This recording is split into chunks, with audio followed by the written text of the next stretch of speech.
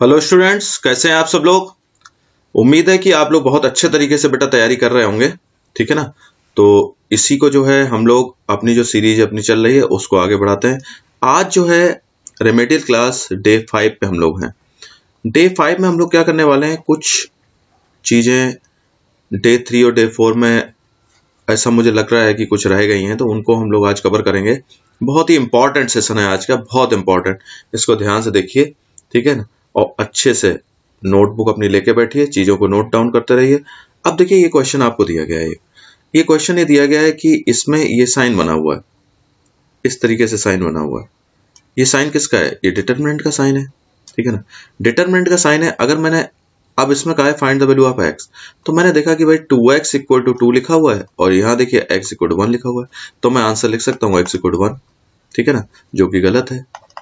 समझ गए ना आप। अब देखिए, बहुत इंपॉर्टेंट चीज जो मैं आपके साथ डिस्कस करूंगा उसको आप यहाँ देखिए। अगर मान लीजिए यही क्वेश्चन इस तरीके से होता, अगर ये ऐसे बना होता, मतलब ये मैट्रिक्स बना होता, तो ये आंसर हमारा जो है क्या होता, ये आंसर सही होता। समझ गया। क्यों? मैट्रिक्स में क्या करते हैं हम, A11 को हम क्या करते हैं, A11 से कंपेयर करते, इसको इससे कंपेयर करते। ठीक है ना, तो A11 को इससे कंपेयर करते। अभी तो वैसे कायदे में ये 5 इक्वल टू 6 वैसे भी नहीं हो सकता, लेकिन मान लीजिए यहाँ अगर 6 होता तो 6 इक्वल टू 6 होता और हम इसे कंपेयर करते तो x इक्वल टू 1। मैट्रिक्स में क्या होता है बेटा, इन चीजों का आपको ध्यान रखना है। मैट्रिक्स अगर दिया जाए कभी, तो मैट्रिक्स में आप कंपेयर करेंगे। कभी कभी क्या करते हैं बच्चे, जल्दबाजी में क्या करते हैं, ये गलतियां होती हैं, इसलिए मैं बता रहा हूँ आपको, ऐसे ही नहीं बता रहा हूँ।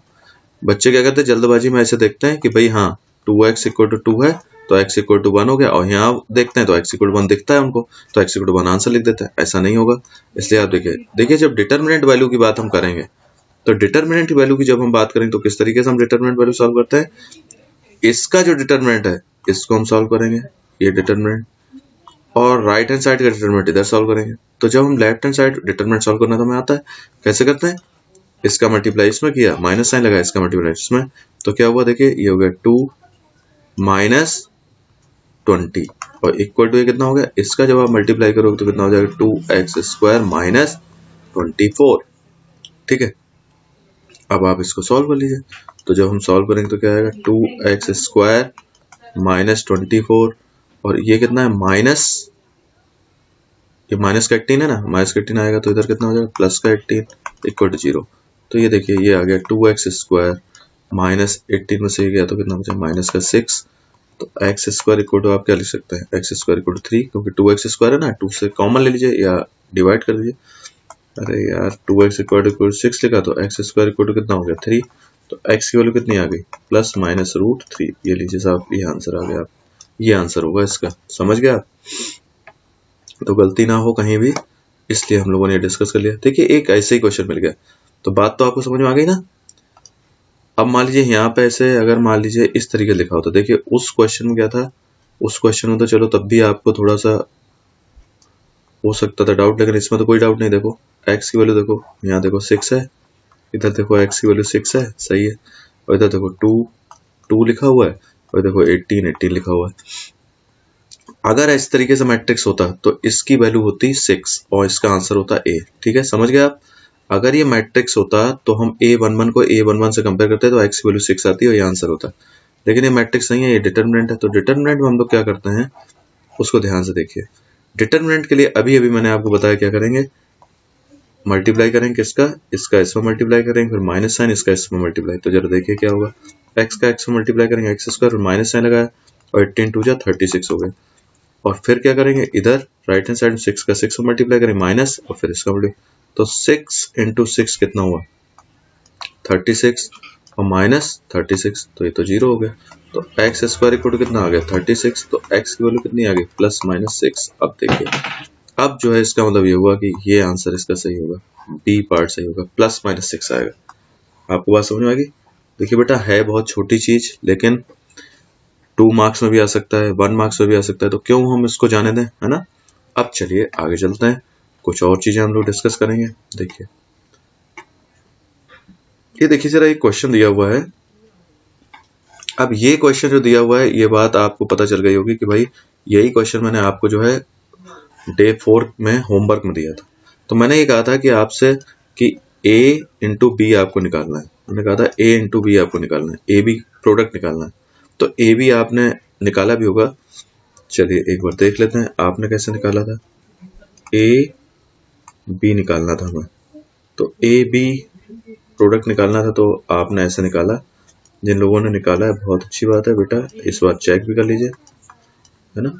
देखिए ऐसे 0 4 2, ये देखिए ये, और बी जो है वो कितना है 2 -4 2 2 2 -1 -4 -4 और 5। अब देखिए आपको मैं एक चीज बता दूं, यहाँ पे जब मल्टीप्लाई करते हैं तो रो बाई कॉलम करते हैं। जैसे फर्स्ट रो है ये क्या है फर्स्ट रो, ये क्या है सेकेंड रो, और ये क्या है थर्ड रो, और ये क्या है फर्स्ट कॉलम, सेकेंड कॉलम और थर्ड कॉलम। ठीक है, तो मल्टीप्लाई जब हम करेंगे तो कैसे लिखेंगे, फर्स्ट रो फर्स्ट कॉलम। ठीक है, फर्स्ट रो का फर्स्ट कॉलम मल्टीप्लाई कर दिया, first row second column multiply कर दिया, और फर्स्ट रो का थर्ड कॉलम मल्टीप्लाई कर दिया। उसका सेकेंड रो को पकड़ेंगे और पूरा मल्टीप्लाई करते जाएंगे। ठीक है, और फिर थर्ड रो को लेंगे। अब ये थोड़ी सी चीज जो है ना समझने वाली है। कैसे, जरा देखिए, फर्स्ट रो का मल्टीप्लाई तो कर रहे हैं, लेकिन फर्स्ट रो के फर्स्ट एलिमेंट से मल्टीप्लाई करेंगे। जैसे फर्स्ट रो है ना, ये फर्स्ट रो और फर्स्ट कॉलम, इसका मल्टीप्लाई हो रहा है। ठीक है, तो 1 का 2 में मल्टीप्लाई हुआ तो कितना हुआ 2, और इसमें मल्टीप्लाई हुआ +4, और इसमें मल्टीप्लाई हुआ तो हो गया 0। यानी कि अब ये R1 C1 ये बना पूरा, ये R1 C1 हुआ, ये मल्टीप्लाई हो गया, फर्स्ट रो फर्स्ट कॉलम को मल्टीप्लाई हो गया। ठीक है, किसी बच्चे को कहीं डाउट हो तो देख ले ध्यान से। ठीक है, फर्स्ट रो फर्स्ट कॉलम का मल्टीप्लाई हो गया, ये आया। अब फर्स्ट रो तो फर्स्ट ही रहेगी, और सेकंड कॉलम मल्टीप्लाई जब हम करेंगे तो कैसे करेंगे, देखिए इसको देखिए, 1 का मल्टीप्लाई 2 में हुआ तो 2, -1 का 2 में हुआ तो 2, और 0 का मल्टीप्लाई हुआ तो ये होगा 0। ठीक है, अब क्या आ गया, ये R1 C2 आ गया। अब क्या करेंगे हम, ये जो फर्स्ट रो है इसका किसमें मल्टीप्लाई करेंगे, ये जो थर्ड कॉलम आपको दिख रहा है ना, ये थर्ड कॉलम, मतलब मैं इसकी बात कर रहा हूँ, थर्ड कॉलम सेकंड को ये, और ये फर्स्ट रो का मल्टीप्लाई थर्ड में होगा, तो 1 का -4 मल्टीप्लाई होगा तो कितना आएगा -4, -1 का -4 मल्टीप्लाई होगा तो प्लस का 4, और 0 का 5 मल्टीप्लाई होगा तो कितना आएगा 0। ठीक है, तो ये कितना आ गया R1 C3, मतलब फर्स्ट रो थर्ड कॉलम का मल्टीप्लाई हो गया। आपको समझ में आ रहा होगा। ठीक है, ये देखिए ये। अब आगे चलते हैं, ये तो हमने लिख ही लिया, अब थोड़ा सा मैं यहाँ जगह बना लेता हूँ। ठीक, ये हो गया। अब देखिए, अब सेकेंड रो की बात हो रही है। सेकेंड रो कहाँ है, ये है सेकेंड रो। ठीक है ना, ये सेकेंड रो है, मतलब सेकेंड रो को मैं क्या कर दूं, ऐसे लिख दूं, ये R2 है, ये R1 है, और ये R3।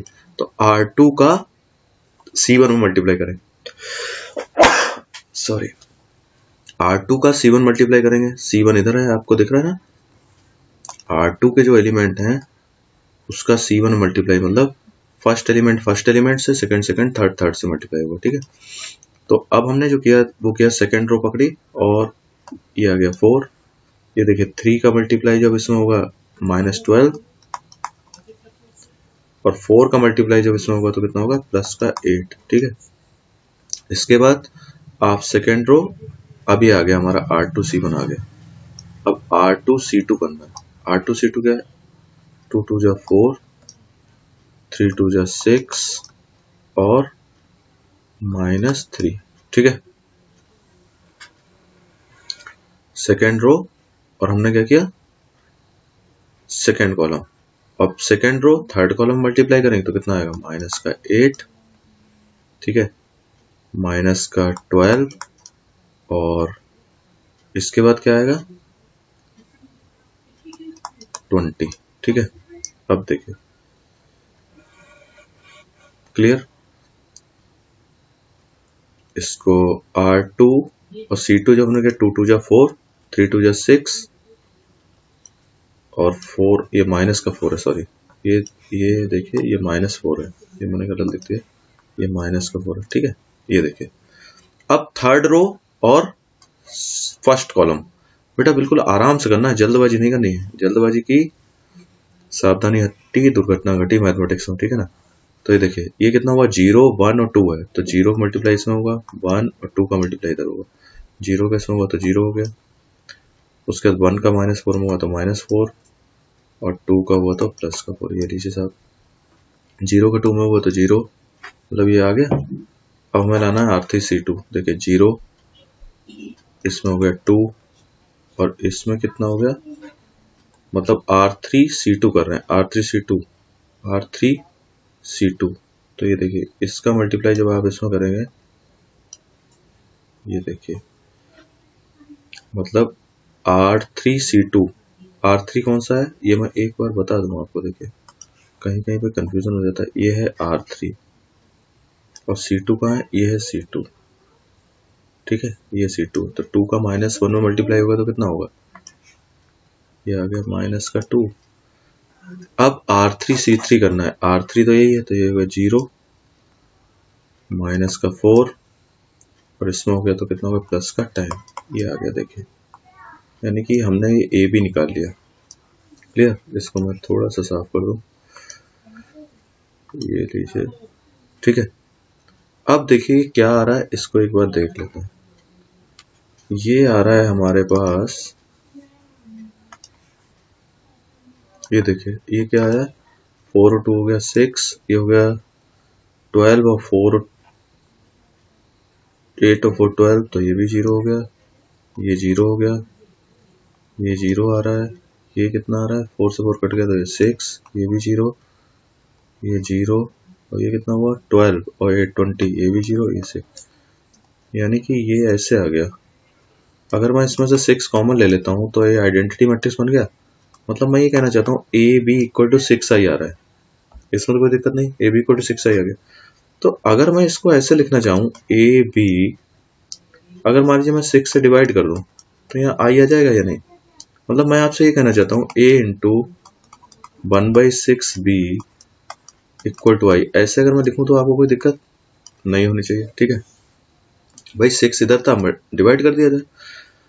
तो इसका मतलब आप ये देखिए, एक मैट्रिक्स, समझने वाली बात है यहाँ पे, एक मैट्रिक्स है A और एक मैट्रिक्स है ये 1/6b, दो मैट्रिक्स है हमारे पास, दो का मल्टीप्लाई करने से आइडेंटिटी मैट्रिक्स आ रहा है। इसका मतलब क्या हुआ, इसका मतलब ये जो है एक दूसरे के,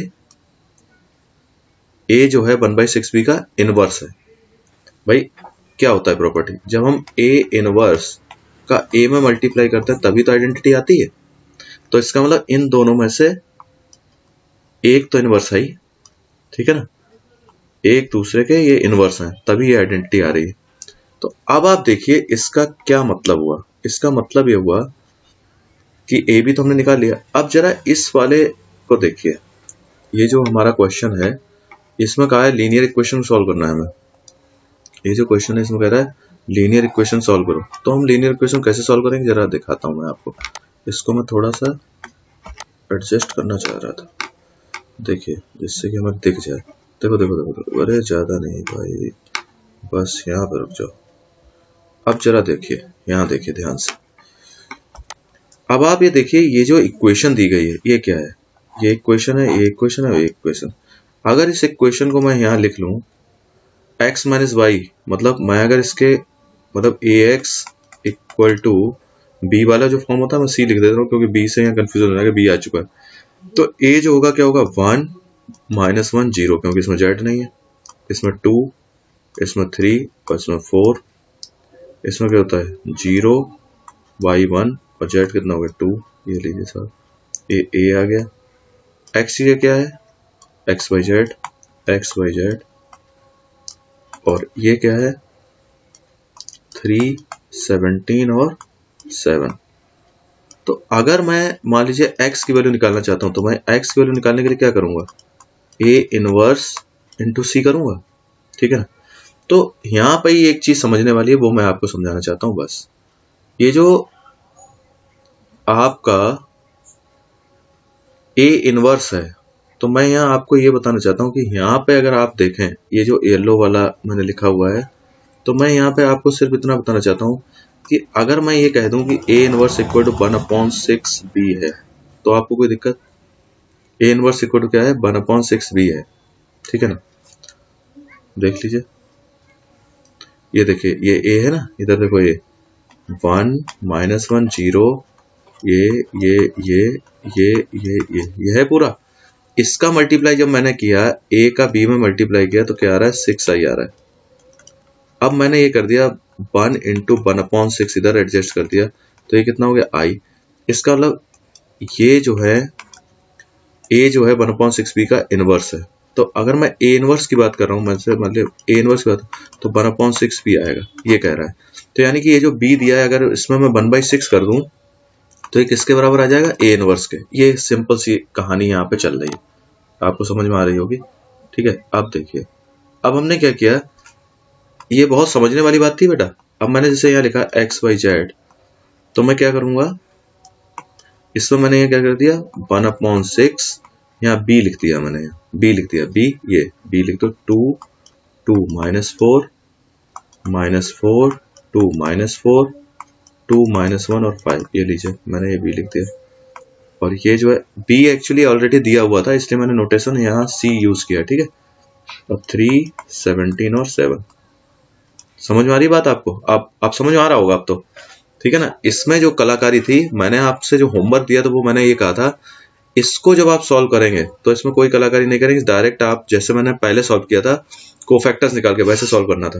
लेकिन अब मैं आपको यहाँ पे एक ट्रिक बता रहा हूँ क्योंकि ये इसमें यूज होगी, क्योंकि मल्टीप्लिकेशन हम पहले से कर चुके हैं। ठीक है, अब जब आप इसको करेंगे तो देखिए क्या आने वाला है 1/6 और अगर मैं मल्टीप्लाई करता तो रो बाई कॉलम मल्टीप्लाई होता है 3 2 6 ये हो गया 34 और ये हो गया 28। ठीक है, अब सेकेंड रो देख लीजिए माइनस का 12 प्लस का 34 और माइनस का 28 6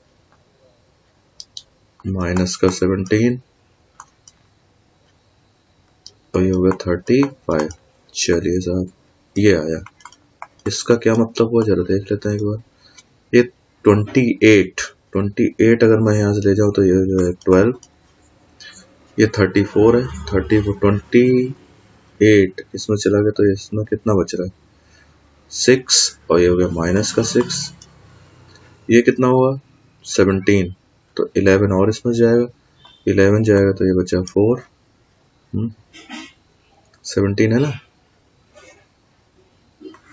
भाई। ये हमारे पास कितना है, ये है 41 और इसमें से 17 हमें माइनस करना है क्योंकि 17 माइनस का है ना और ये 41 प्लस का है। ठीक है, तो ये आपका आ रहा है कितना, ये देखिए 24 आ रहा है। यानी कि कितना हमारे पास आंसर आना चाहिए। थोड़ा सा मैं जल्दबाजी इसलिए नहीं करता हूँ, इसमें एक अगर चीज गलत हो गई तो पूरा आंसर हमारा गलत हो जाएगा। तो ये देखिए 6 से डिवाइड किया -1 इज 4, ये देखिए ये आया। ठीक है ना, XYZ इधर था ना, ये देखिए ये हमारे पास आंसर आ रहा है। यानी कि x की वैल्यू कितनी आ गई 2, y की वैल्यू कितनी आ गई -1 और z की वैल्यू कितनी आ गई 4। क्लियर है बेटा, ये चीजें आपको जो है समझनी पड़ेंगी, छोटी छोटी चीजें बहुत अच्छे से मैंने आपको बता दिया।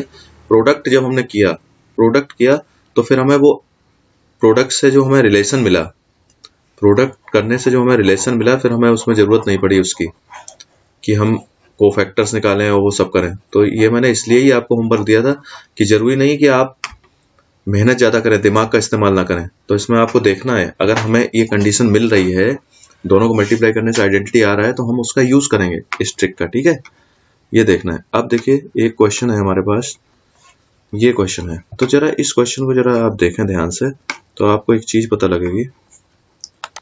अच्छा, इस क्वेश्चन क्या करना है, सॉल्व करना है। सॉल्व का मतलब क्या होता है आप जानते हैं ना, सॉल्व का मतलब होता है, तो देखिए हमने क्या किया, लेट, इस तरीके से इसको सॉल्व करिए, late 1/x equal to u ले लीजिए, 1/y इक्वल टू v ले लीजिए और 1/z इक्वल टू w ले लीजिए। चलिए तो ये कितना हो जाएगा 2u plus 3v plus 10z equal to 4, 4u minus 6v plus 5z equal to 1 और 6u plus 9v minus 20z equal to 2। ये लीजिए, ये एक क्वेश्चन बन गई। अगर मैं ऐसे ले लेता हूं, अब हमें करना क्या है, अब आप जरा ध्यान देखें, अभी जो हमने क्वेश्चंस किए थे उसमें और इसमें कोई फर्क है नहीं। ऐसे क्वेश्चन तो हमने किए थे। अब हम क्या करेंगे, वही फॉर्म बना लेंगे, मतलब ये फॉर्म बना लेंगे ना, जैसे ये बनेगा 2, इसके कोफिशिएंट हम लिखेंगे 2 4 6, 3 -6 9, और इसमें लिखेंगे 10 5 और -20। ठीक है, इस तरीके से हम लिखेंगे इसको। और यहाँ जो वेरिएबल अब कौन से हैं, u v और z। ठीक है ना, u v z हमने लिए, और इधर क्या लिखेंगे हम 4 1 2, यानी कि ये जो फॉर्म बन गई हमारी कौन सी बन गई, ax = b। तो आपको करना क्या है इसमें, सिंपल, आपको क्या करना है, x = a inverse b। A inverse कैसे निकलेगा, ए इनवर्स का तरीका सही है, आपको पता है, कोफैक्टर्स का हम मैट्रिक्स बनाएंगे, उसका मतलब ट्रांसपोज करेंगे, एडजॉइंट आ जाएगा, उसको हम जो है डिटरमिनेंट ऐसे डिवाइड करेंगे, ए इनवर्स आ जाएगा, और बी आपका यदि यही हुआ है, ये है बी, इसका मल्टीप्लाई करेंगे तो एक्स वाई जो एक्स है, एक्स में अब किसकी वैल्यू आएगी, अब उसमें वैल्यू आएगी यू की, उसको हम 1/x के इक्वल लिख देंगे, तो हमारे पास क्या होगा, x की वैल्यू आ जाएगी। v को जो है लिख देंगे 1/y के इक्वल, और फिर हम z को लिख देंगे 1/z। ये तो w लिया था यार, z कहाँ से आ गया, इसको w लीजिए। हाँ, तभी मैं कहूँ इसमें कुछ एक जैसा लग रहा है, कोई बात नहीं, कभी कभी ऐसा होता है, w ले लिया, तो ये जो है ये हमारा क्या है, w है। ठीक है, ये हमारा क्या आ गया, w आ गया। ठीक है, क्योंकि z को z अगर मान लेंगे तब तो फिर कंफ्यूजन हो जाएगा, है ना। तो ये हमने क्या किया, इसको w, तो ये देखिए इससे x y z का वैल्यू आ जाएगा, आंसर आ गया। ठीक है, समझ गए आप। इसमें क्या करना था, रिड्यूस करना। ऐसा नहीं कि ये आपने इतना बड़ा क्वेश्चन देखा, अरे भैया अभी तो हमने किया था एक्स वाई जेड, अभी हो गया 1/x 1/y 1/z, अब कैसे होगा, तो मैंने बता दिया कैसे होगा। ठीक है, कोई डरने की जरूरत नहीं, अब आप इसको सॉल्व कर लेंगे। क्लियर। अब देखिए एक क्वेश्चन ये है, अच्छा क्वेश्चन है, देखिए इस तरीके क्वेश्चन भी आ जाता है। ये मैट्रिक्स है, ये जो 5th क्लास है इसमें डिटरमिनेंट मैट्रिक्स सब मिक्स चल रहा है। ठीक है ना, इसमें कोई भी चीज जो छूट गई थी उसको हम लोग जो है करने की कोशिश कर रहे हैं। तो देखिए a = दिया गया है आपको, इस तरीके से एक मैट्रिक्स दिया है, प्रूव दैट a⁴n = आएगा। तो बेटा मैं आपको एक बात बता दूं, सबसे पहली बात जो है इंपॉर्टेंट ये है, इस तरीके के क्वेश्चन जो होते हैं पीएमआई से ही सॉल्व होता है। पीएमआई मतलब प्रिंसिपल ऑफ मैथमेटिकल इंडक्शन। ठीक है, तो हम लोग इसमें ज्यादा कोई दिमाग नहीं लगाते। जब प्रूव दैट दिया होता है तो बस मैंने आपको बताई थी, प्रूव दैट अगर दे दिया तो बस समझ लीजिए कि आपकी लॉटरी लग गई। और पीएमआई में हम लोग क्या करते हैं, पीएमआई में बिल्कुल सेट है स्टेप्स। ठीक है ना, बिल्कुल। तो क्या करते हैं, जैसे हमने ये लिखा, सबसे पहले हम लिखेंगे जैसे Pn = क्योंकि ये नेचुरल नंबर के लिए है ना n, तो Pn, तो इसमें ये कहा गया है, इसने ऐसे लिखिए थोड़ा सा, इसमें ये कहा गया है इफ a = ये दिया है क्या, cos theta minus sin theta upon cos theta, ये लीजिए ऐसे दिया। तो क्या कहता है, देन ये कहेगा a⁴n = ये आएगा cos n theta sin n theta minus sin n theta और cos n थीटा। ठीक है ना, तो देखिए जो हमारे पास पीएमआई है उसमें क्या होता है, स्टेप नंबर 1 में हम क्या करते हैं, n की वैल्यू 1 रख देते हैं। तो n की वैल्यू आपने अगर 1 रख दी तो इसमें क्या होगा, ये जो लेफ्ट हैंड साइड है इसमें कोई फर्क पड़ेगा, नहीं पड़ेगा, ये तो ऐसे ही रहेगा, cos theta upon minus sin theta, और ये आ जाएगा sin थीटा, और ये आ जाएगा cos थीटा। ये देखिए ये इस तरीके से आ गया। तो इसमें क्या होगा, देन आप देख लीजिए, n की जगह हमें 1 रखना है, तो n की जगह आप 1 रखोगे तो n की जगह जब 1 आया तो ये क्या आ गया, cos थीटा, ये आ गया माइनस sin थीटा, n की जगह 1 आया तो इसमें आ गया sin थीटा, और इसमें आ गया cos थीटा। ये लीजिए साहब।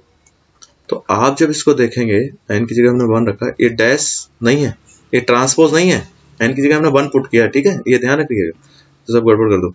तो इसका मतलब आप देखिए ये जो चीज है ये इसके इक्वल आ रही है ना, 1 के लिए सही है ना, तो आप इट्स ट्रू फॉर n = 1, ये लीजिए।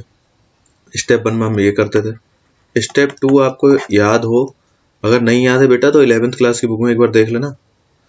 अब हम क्या करेंगे, n = k के लिए क्या करते हैं, सपोज ऐसे करते थे, सपोज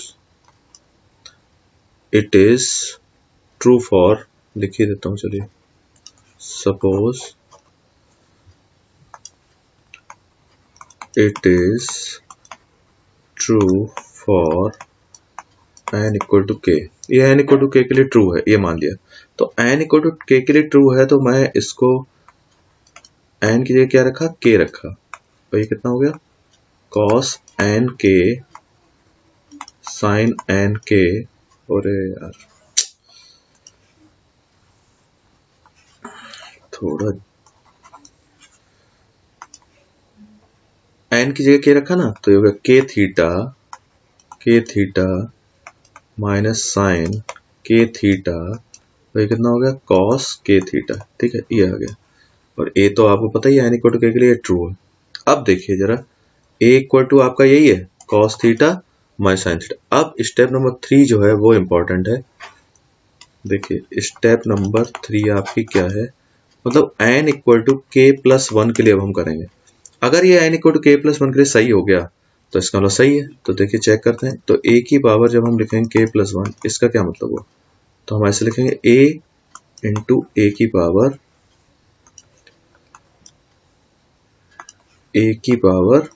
k, ऐसे लिखेंगे। ठीक है, तो a बेटा कितना है, थोड़ा सा इसको देख लेते हैं, a कितना है क्वेश्चन। a जो है हमारा कितना है, a की वैल्यू है cos थीटा, ये है sin थीटा, और ये है माइनस का sin थीटा और cos थीटा। और a raised to power k, अभी अभी आपने ट्रू माना था इसको, तो ये क्या है, cos k theta sin k theta minus sine k theta और cos k थीटा। देखिए ये क्वेश्चन हो सकता है आपको बेटा देखने में ऐसा लग रहा हो कि यार ये तो बहुत टफ नहीं है। आप देखिए सिंपल रटी रटाई स्टेप्स हैं ये 2 तक, और थर्ड वाले में क्या करने पड़ता है, हम शो करते हैं। तो देखिए कैसे करेंगे। अब आप जब इसको लिखेंगे तो इसमें करना क्या है, आपको रो बाई कॉलम ही तो मल्टीप्लाई करना है, ये क्योंकि क्या है, मैट्रिक्स है, row by first row first column में मल्टीप्लाई किया, तो क्या होगा, cos theta cos k theta ऐसे आया। उसके बाद हम क्या करते हैं, प्लस का साइन लगाते हैं।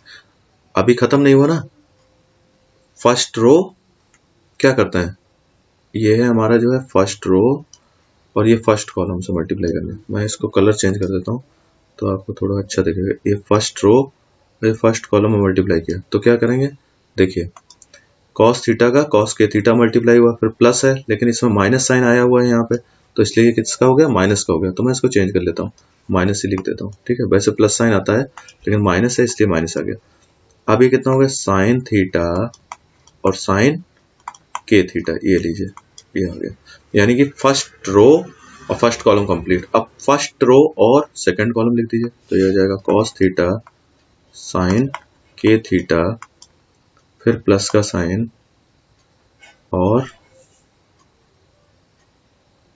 ठीक है ना, cos थीटा साइन, और इसका मल्टीप्लाई किसमें करेंगे, ये वाला मल्टीप्लाई इसमें, तो ये कितना हो गया, sine theta cos k theta. ठीक है, ये तो सिंपल सी बात है, ये तो अब तो आप एक्सपर्ट हो गए ना भाई।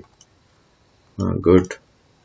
अब क्या करना है, सेकेंड रो लीजिए, सेकेंड रो ये है और फर्स्ट कॉलम, तो ये कितना आएगा, साइन थीटा और cos k थीटा, फिर ये माइनस का है, ये ध्यान रखिएगा। अब इसका मल्टीप्लाई हमने इसमें कर दिया, ठीक है ना, इसका मल्टीप्लाई इसमें हुआ, अब इसका मल्टीप्लाई इसमें करिए, तो हो जाएगा माइनस cos थीटा और साइन k थीटा। थोड़ा बड़ा है इसलिए डरना नहीं है, ठीक है ना। अब सेकेंड रो सेकेंड कॉलम, तो क्या आएगा, minus sine theta sine k theta, ये लीजिए, प्लस, अब इसका मल्टीप्लाई हो गया, अब इसका मल्टीप्लाई जो है किसमें होगा, इसमें होगा, तो cos theta into cos k theta, ये लीजिए साहब, ये इतना बड़ा सा मल्टीप्लाई होकर आ गया। बस जो बेसिक इंफॉर्मेशन है हमारे पास उसको छोड़ना नहीं, रो बाई कॉलम मल्टीप्लाई किया है और कुछ कलाकारी नहीं करी हमने। जरा ये देखिए क्या होता है भाई, cos है cos भी माइनस साइन साइन भी, तो इसका मतलब ये हो गया cos a प्लस b, इसकी आइडेंटिटी बन गई। और ये क्या है, cos है साइन है cos भी, साइन, तो ये हो जाती है साइन a प्लस b की आइडेंटिटी, a प्लस बी, ये लीजिए नीचे वाला देखिए माइनस साइन अगर मैं कॉमन ले लेता हूँ, sign A cos B sign A cos A sign में, तो साइन ए प्लस बी की आइडेंटिटी बन रही है। अगर मैं इसकी बात करूं तो ये माइनस एक बार आया तो cos A cos B minus sign, तो कॉस ए प्लस बी की आइडेंटिटी बन रही है, ये देखिए इस तरीके से।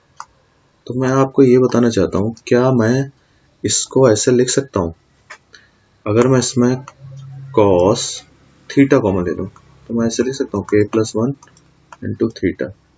इसमें अगर मैं थीटा कॉमन ले लूँ तो क्या ऐसे लिख सकता हूँ, अगर मैं इसमें देखूँ साइन के प्लस वन थीटा और कॉस के प्लस वन थीटा, ये लीजिए, और इधर क्या था ए रेस्ट टू पावर के प्लस वन। तो क्या ये प्रूफ हुआ, जरा देखिए। मतलब ये जो हमारा क्वेश्चन था ओरिजिनल क्वेश्चन, उसको जरा ध्यान से देखिए। इसमें क्या था, जब यहाँ एन आया था तो यहाँ देखिए एन एन एन और एन आया, ठीक है, और यहाँ माइनस साइन, ठीक है। इधर देखिए जरा, जब इधर के प्लस वन आया पावर में तो के प्लस वन के प्लस वन के प्लस वन के प्लस वन आ गया, ठीक है। आपको बात समझ में आ गई। इसका मतलब क्या हुआ, ये हमारा प्रूफ हो गया भाई, प्रिंसिपल ऑफ मैथमेटिकल इंडक्शन से। बस अब आप जो है ये आपका प्रूफ हो गया, प्रूफ दैट ये स्टेटमेंट जो शुरू में दिया गया है, मतलब जो ये क्वेश्चन दिया गया है, ये जो क्वेश्चन है ना हमारे पास, ये क्वेश्चन, इसको दोबारा से यहाँ छाप दीजिए। नाउ प्रूफ दैट नहीं लिखना, नाउ प्रूव्ड लिखना, प्रूव्ड, ओके। an की पावर ये होता है, ठीक है। समझ में आ गई बात। अब आ जाइए, ये क्वेश्चन जो है आपके लिए जो है प्रैक्टिस क्वेश्चंस हैं, ठीक है। प्रैक्टिस क्वेश्चंस आपके लिए मैंने रखे हैं, ये देखिए, इसका जो है आप स्क्रीनशॉट ले लीजिए। इसमें ये क्वेश्चन नंबर 1, क्वेश्चन नंबर 2 आपके लिए, क्वेश्चन नंबर 3, 4, 5 और ये 6, ठीक है। 6 इसका स्क्रीनशॉट ले लिया। आगे भी है अभी ये एक क्वेश्चन और, ठीक है। छोटे छोटे क्वेश्चन है बेटा, जिससे कि आपकी प्रैक्टिस हो जाए। इसका स्क्रीनशॉट ले लीजिए, ठीक है। और आपके लिए क्या है, मेहनत करते रहिए, व्यस्त रहिए, मस्त रहिए। और बेटा टेंशन लेके अगर आप पढ़ रहे हो, बहुत सारा बर्डन है अगर आपके ऊपर, है ना, बहुत सारा बर्डन है आपके ऊपर, तो फिर बहुत मुश्किल हो जाएगा। बिल्कुल आराम से, बिल्कुल रिलैक्स, ठीक है ना, मस्त रहिए, बिल्कुल एंजॉय करते हुए पढ़ाई को एंजॉय करिए, ठीक है। और आप अगर लगातार डे 1 से जो आपको चीजें बताई जा रही हैं, आप उनको जो है फॉलो कर रहे हैं, तो कोई ताकत नहीं है जो आपके अच्छे नंबर आने से रोक दे आपको, ठीक है। अच्छे से पढ़ाई करिए, ठीक है बेटा, ओके। बेस्ट रहिए, मस्त रहिए, ओके। Best of luck.